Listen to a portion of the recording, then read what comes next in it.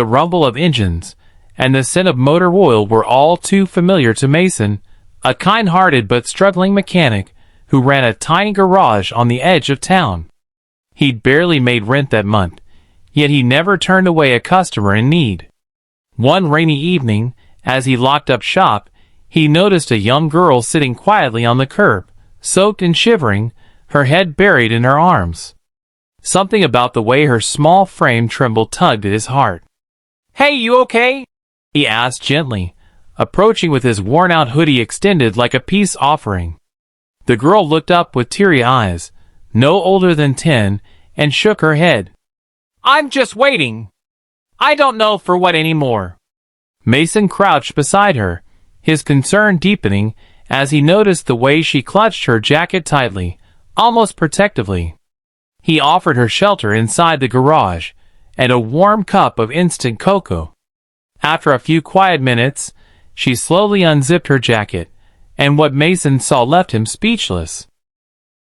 Tucked against her chest was a newborn baby, wrapped in nothing but a thin blanket, its tiny face pale and still. "Please," she whispered, voice trembling. "I didn't know where else to go." His instincts kicked in.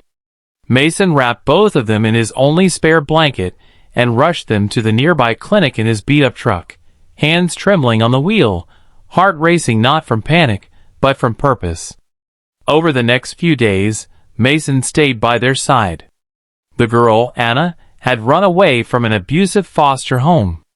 The baby was her infant brother, whom she'd refused to leave behind. Mason, who had grown up in foster care himself, understood that kind of pain. He contacted local authorities, not to report them, but to help. Through community support and a few viral social media posts shared by nurses inspired by his actions, donations poured in. Mason was offered a sponsorship to expand his garage. But more importantly, he was given the chance to foster Anna and her brother. Something he'd never thought was within his reach. What began as a random act of kindness on a rainy evening turned into a family forged not by blood, but by love, courage, and second chances.